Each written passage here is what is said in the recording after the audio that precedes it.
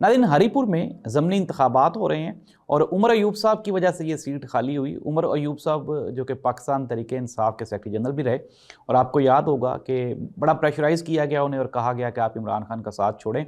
हालांकि उमर अयूब खान साहब field marshal retired Ayub Khan साहब के पोते हैं, लेकिन इसके बावजूद भी जमहूरी क़ुव्वतों के साथ खड़े रहे और अभी जो गैर जमहूरी क़ुव्वतें हैं उनके साथ खड़े नहीं हुए, इसलिए नाअहल कर दिए गए, सज़ा भी हो गई। अब उनकी जो बीवी हैं वो हरीपुर से इलेक्शन कंटेस्ट कर रही हैं।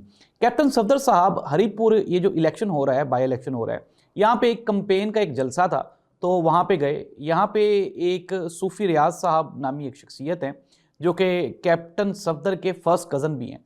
उन्होंने कैप्टन सफदर साहब को मिलना चाहा तो कैप्टन सफदर साहब ने उनको मिलने से ना सिर्फ इनकार किया बल्कि उनका हाथ भी झटक दिया। फिर उसके बाद वहाँ पे जो मामला है वो इंतहाई संगीन हो गया और ये जो सूफ़ी रियाज साहब हैं, इन्होंने वहाँ पे कैप्टन सफदर साहब को बुरा भला कहा और गालियाँ निकाली, और फिर उसके बाद लोगों ने बीच बचाव करवा के तो मामले को रफा दफ़ा करवा दिया।